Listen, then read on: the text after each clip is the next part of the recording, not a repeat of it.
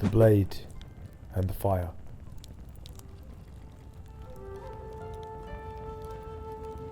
The insult.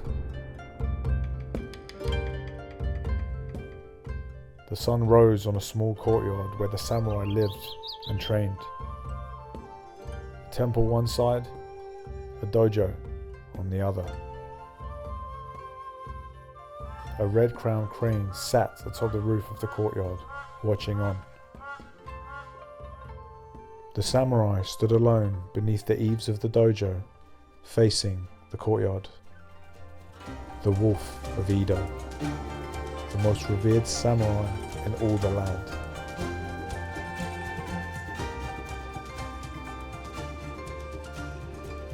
His blade moves in small arcs through the winter air. Controlled, precise, unhurried. He stepped with intention, forcefully, without hesitation. Each breath visible, each movement exact. He had trained for 40 years. He had survived 3 wars. He had buried friends, buried enemies, buried his own fear. Students eagerly watch from the edge of the courtyard. What will he do next? Look how he moves with such grace. They whispered about him. They called him unbreakable. One of the greatest warriors in Edo's martial history, and head of the shogun's elite unit. That morning, a stranger arrived. A young ronin, thin and scruffy looking, a scar etched across his face. He wore a cunning smirk, as if he knew something everyone else didn't. No banner, no master, no hesitation. He removed his sandals and stepped onto the courtyard without bowing. The students fell quiet. The ronin watched the old samurai finish his form. Then he laughed. "Your cuts are slow," he said. A few students shifted uncomfortably. The ronin continued. "Where has your rhythm gone?" The samurai didn't look up. "Did it leave you in the fires of battle?" The students started to mutter, and they looked towards the Wolf of Edo. The ronin continued. "They say you were once great." The old Zen master walked out of the temple, watching the scene. His hair white, his posture straight. The red-crowned crane looked from the rooftops, unmoving. "They say your name was feared across all Edo." He tilted his head. "But everything has its time, and eventually, like everything else, steel rusts."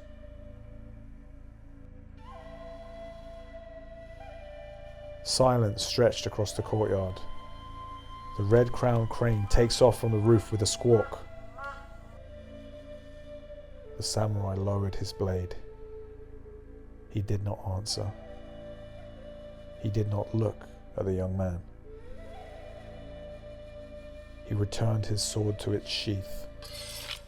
The ronin smiled and left. The students couldn't hide their dismay. They avoided the samurai's eyes. The old warrior bowed once towards the courtyard, but his jaw tightened and something entered him. Blank-faced, the Zen master continued to watch on. The fire. That night he did not sleep, The dojo was dark. Only the fire burned in the corner of the courtyard. The insult replayed in his mind. Your cuts are slow. Steel rusts. He turned onto his side, closed his eyes, saw the young man smile.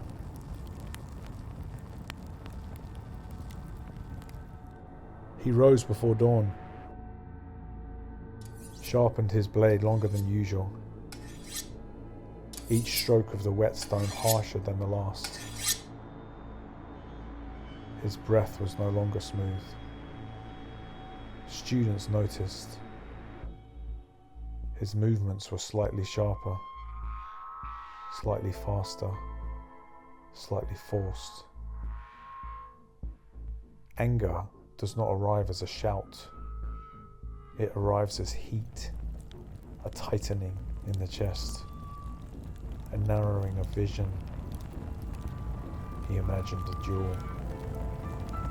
The first strike, the young Ronin kneeling in defeat, the students watching in awe, honor restored.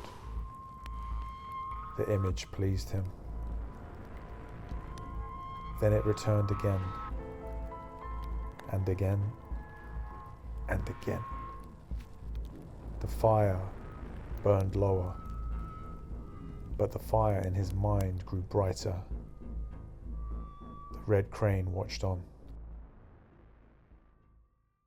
The Zen master also watched on from the entrance of the temple, with a concerned look in his eye.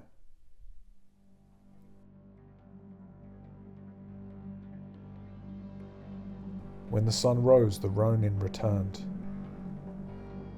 He still didn't bow, and this time his eyes carried a different malice.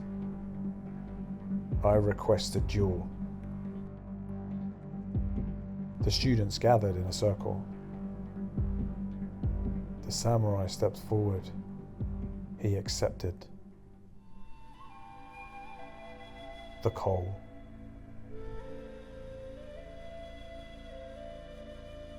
The Zen master of the temple emerged. He said nothing. He walked to the fire. Its flames roared and sparks flew from its extreme heat. He reached into the fire with iron tongs and lifted a single burning coal. It glowed red, alive. He walked over to the samurai. "Hold this," the Zen master said. The courtyard was silent. The samurai looked at him in disbelief, but the Zen master's eyes softened. The samurai's mind casted back to him as a young boy, where the Zen master found him. The samurai nodded, understanding. He did not hesitate. He opened his palm, and the Zen master dropped the coal. He closed his fingers around the coal.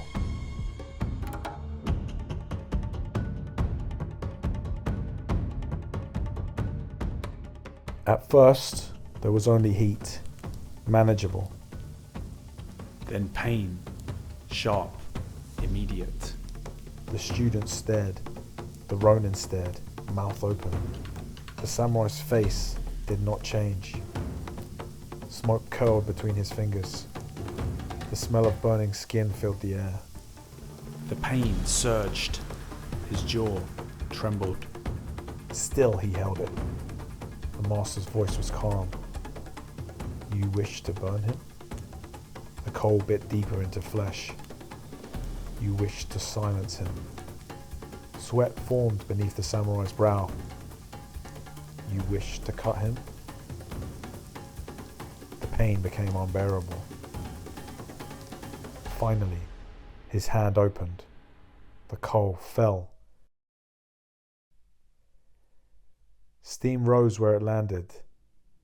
The master looked at him. "It was your hand that blistered." No one spoke. The Ronin lowered his gaze. The duel never began. release. The samurai walked to the edge of the courtyard. He looked at his hand, skin torn, flesh red. He bowed to the Zen master. He bowed to the Ronin. Then he returned his sword to its sheath. The students parted. The young Ronin left, bewildered by what had just happened. Days passed. The wound healed slowly. The samurai trained again. But his movements were different now. Not sharper, not harder, quieter. His breath returned to him. The insult faded. The heat dissolved.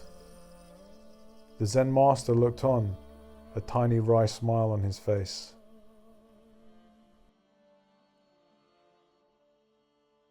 One morning, as the samurai practiced beneath a clear sky, a student asked him, "Master, why did you not fight the Ronin?"